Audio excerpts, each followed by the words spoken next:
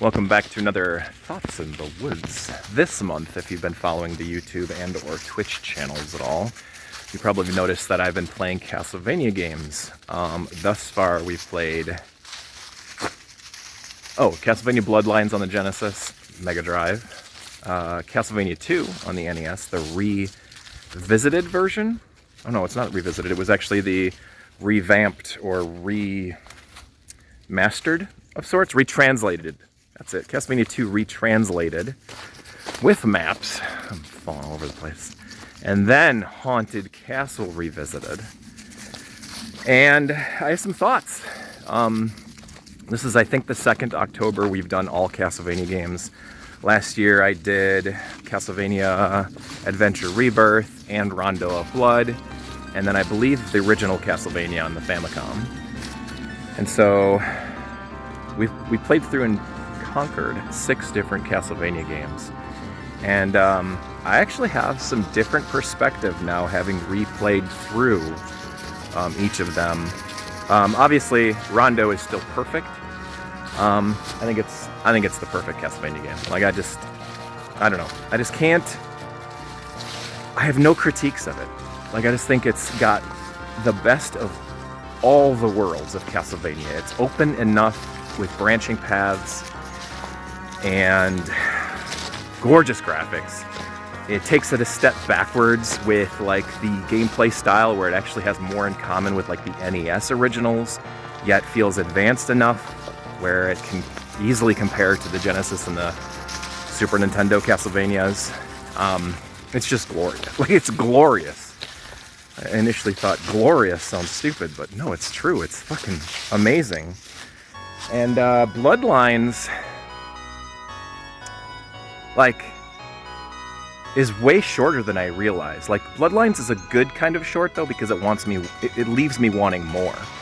Like, I wish there was a sequel to Bloodlines in that specific play style, where we'd get more of those, which makes me almost wish that Bloodlines had came out earlier in the Genesis's life cycle, Mega Drive's life cycle, so that we could have gotten more games on the Sega Genesis. So yeah, and then that leads me to Castlevania 2, this retranslated version of it. And I've always thought, like, Castlevania 2 is that black sheep of the series, right? It was the first one to have true branching paths, open world, where it kind of gives you that Zelda 2 / Faxanadu feeling to it, where you just kind of go wherever you want and you figure it out as you go. And obviously it had quirky issues with some of the translation. The dialogue from NPCs was usually nonsensical. And the gameplay, the way that you progress through the story isn't always the smartest. And, the game in itself is kind of like it's canon, but it's not canon.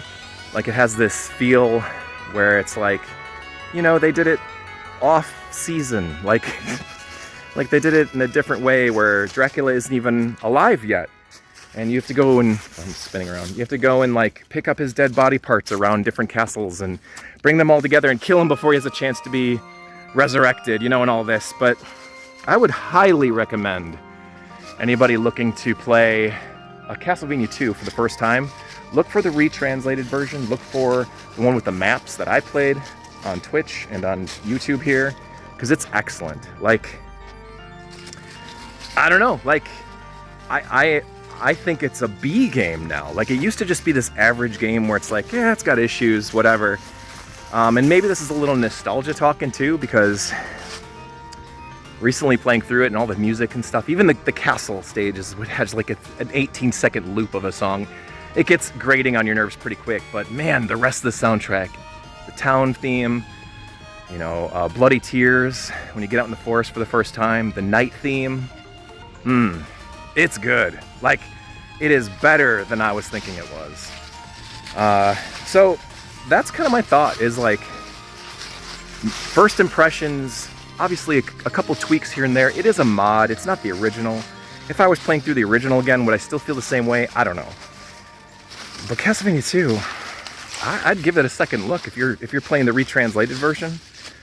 The maps helped, but it kind of didn't help. Like, I checked on the map initially right away. I was like, oh yeah, and then I was kind of following along with the maps. If there was a way to fast travel using the maps, that would make the game highly more approachable as well.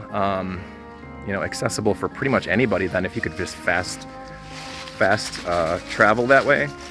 Because there was a few times during my run where I got an item and I was down to like 1 hit point and I had to traverse back through to get to the beginning.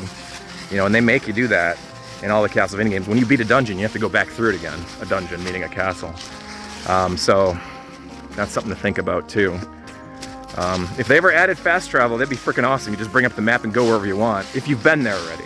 Yeah, that's the caveat that I would have. You go back to the beginning of the game and like go somewhere to grind safely, you know, rack up some hearts and then go back to the, you know, the merchant that has the item that you need or whatever like that. That would make life a little easier. But yeah, Castlevania 2, much better than I thought it was. Bloodlines 2, like, it's so short. It just feels like it was, I know that it took me 2 plays to play through it, and I didn't do very good at all in my playthrough of it. I'm definitely lacking some practice there.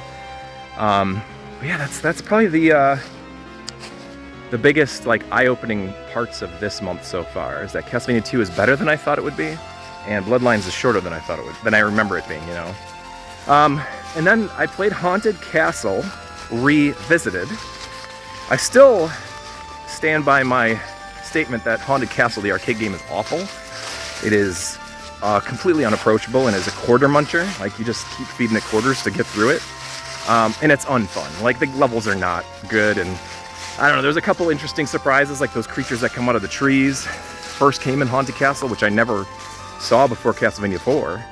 I thought that was kind of cool, but I've never gotten very far in the arcade game.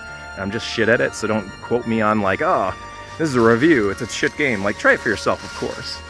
But Haunted Castle Revisited is a lot of fun. They did a lot of fan service there. It's an easy game to just blast through because you get, like, I did okay.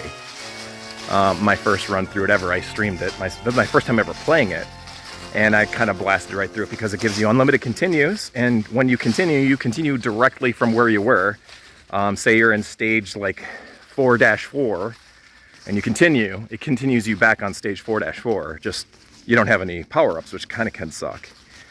But overall, it felt like, it felt similar, say, to like Castlevania Adventure Rebirth, that kind of feel to it. Some of the sound effects had some similarities there. Feels like this is something that M2 did a while back, and Konami was just looking for a reason to release it finally. Maybe I'm wrong, but that's kind of how it felt. But yeah, it was a blast. Definitely would play through it again. Maybe practice a little bit to try to get better at it, but yeah, that's what I've got so far. Up next on the docket is Castlevania Chronicles, the PlayStation 1 version. I've actually kind of been thinking about playing Castlevania 4. I guess it depends. Yeah, I think I have 4 more Tuesday and or Thursday night streams before the end of the month. And that could make it where I could play Castlevania, a couple different Castlevania games. But I guess it depends on how I'm feeling though too, because I don't want to overdo it, you know. Playing too much Castlevania? Is there such thing as playing too much Castlevania? I don't know. But, alright, that's my thoughts in the woods this week. Talking Castlevania, playing Castlevania. Happy Halloween, and all that jazz. Peace outie 5000.